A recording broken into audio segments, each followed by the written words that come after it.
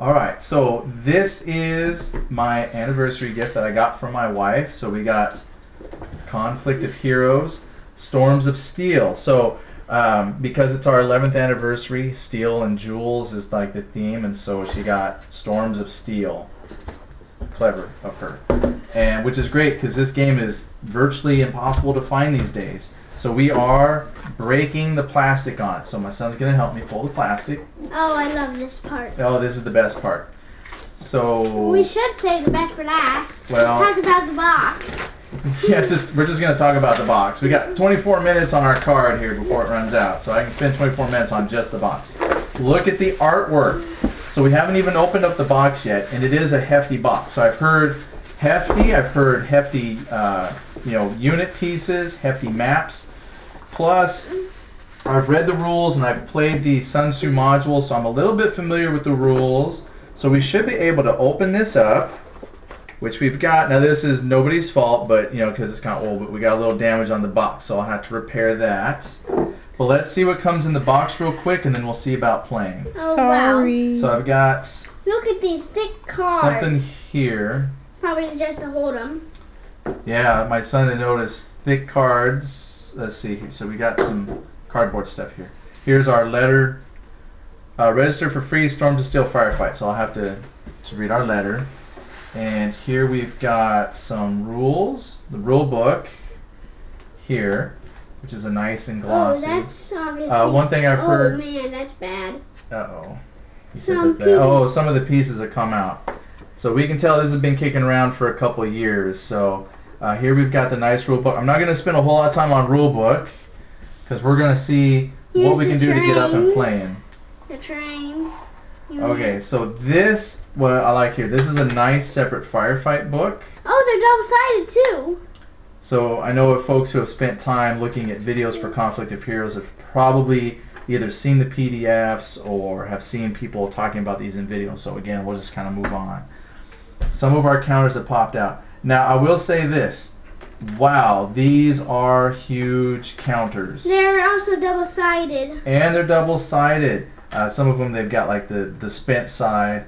And until you actually see these things up close, when you're just maybe looking at them through a video, to actually see these and hold these things in your hand is amazing.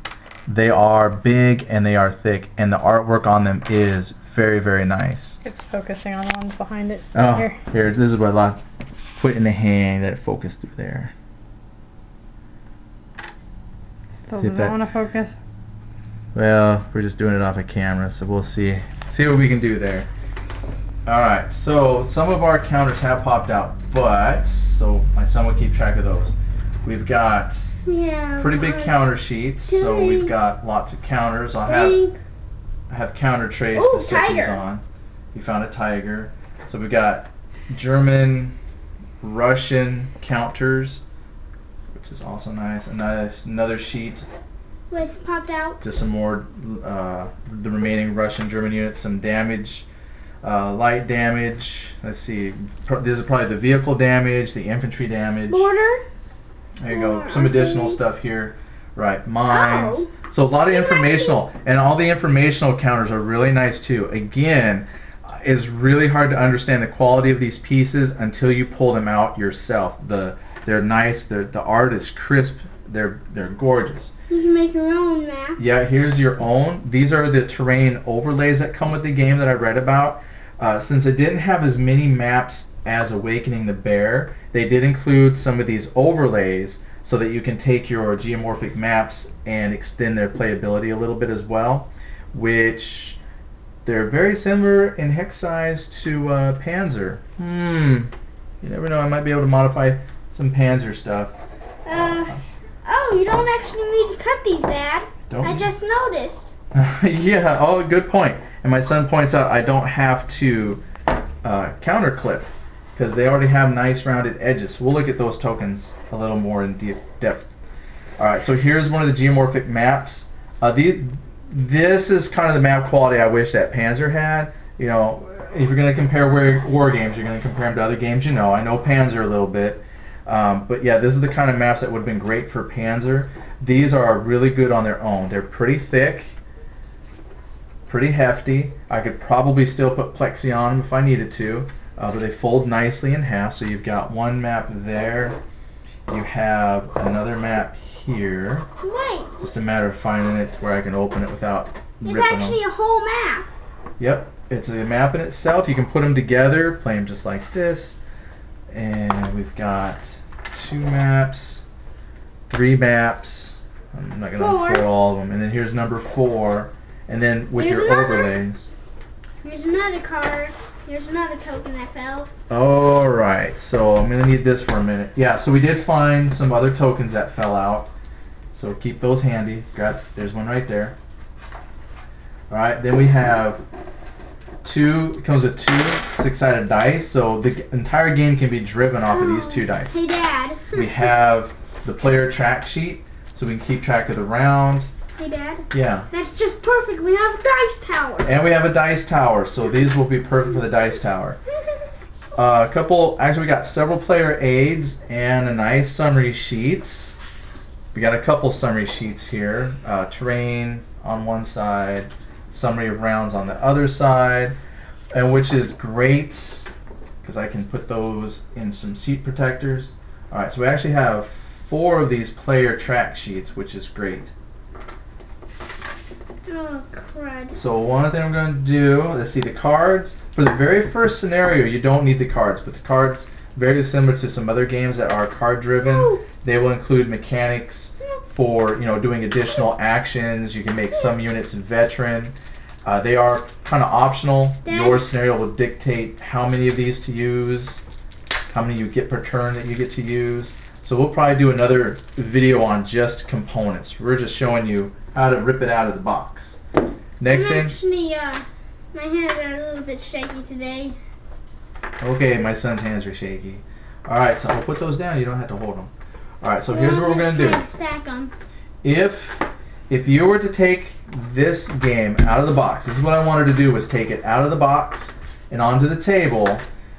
For this particular game, Conflict of Heroes, if you take any times looking at the rules ahead of hand and looking at a scenario, you can actually pull your map out, grab this first map. We can orientate this on our table just a tad bit. All we got to do is grab a couple markers here. If we grab some of our units, we can actually start a game in a matter of minutes from the time that you open the box. So what we're going to do, I'm actually going to do this? We're going to try and do this. I need to find 3 Panzer Grenadier units. And I'll tell you what, the units, these pop out so nice. They're already have nice rounded corners. I just got to find some infantry, Panzer Grenadiers. Here's, I think this is They just say, yeah, PZ Grin.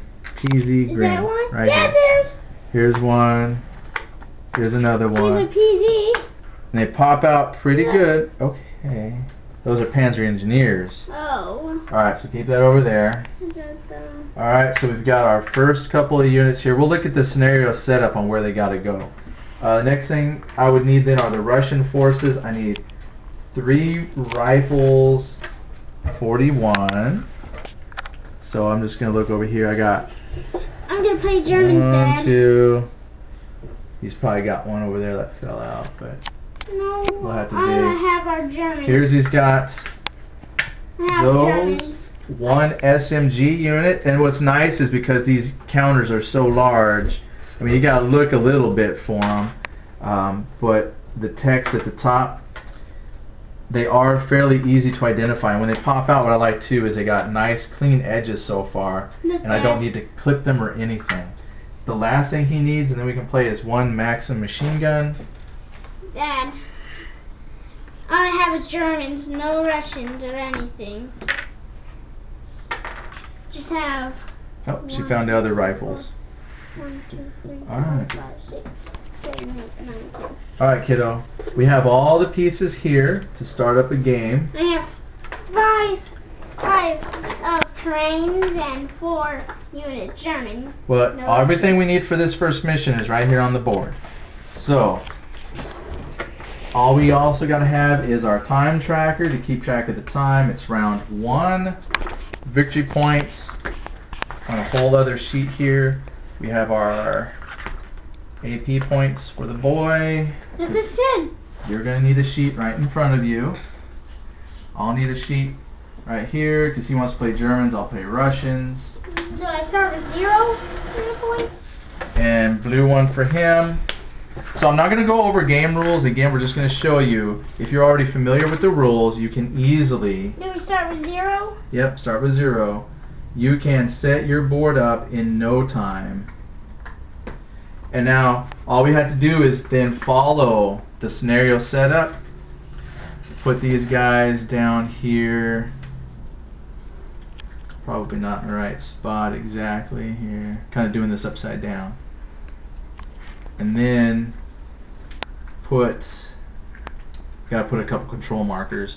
But once we get his units here on the board, we are technically in the game. Yeah, you are technically ready to play after that. Just gotta put one rifle unit here. You know, it doesn't have to be exact, Dad. Well, actually, if you're gonna follow this scenario, you kind of do need to be exact. Okay, my wife's helping out here because she can see a little bit better. And there's a Maxim here in this house. Pointing down. So the Russians are defenders here. That's right. Germans are attackers. That's why there's they only have... two control markers we need. Which... Yeah, it looks like some of these pieces came out and someone put them back in the wrong spots. But we're going to get 2 control markers because there's 2 spots that we need to grab. And then I think we'll be all set.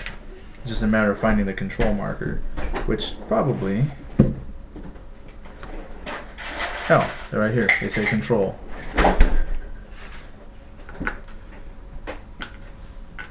Control marker for that spot. You're doing the wrong spot. So you guys, there we go. Alright, there you go. So in a matter of minutes, if you've taken a look at the rules online, if you grab the very first scenario out of the box, you are already set to play. And then everything that you need is here on the counters, a lot of the information that you need. So again, we won't go over rules. We're just showing you how quick it is to set up and play. From the box to your table in just a matter of minutes. This is one of the fastest war games that I have ever set up to play. I don't have to clip the counters. Everything is set. You just pull the pieces out and you're good to go. Now, you might have to take a few minutes to explain to someone how to play, like my son who wants to include his own pieces, but we're good to go. Trying to. I'm just moving room for Okay, he's just making room for his drink. Alright, that's it.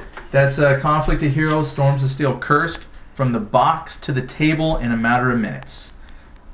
One day we'll actually play it for you.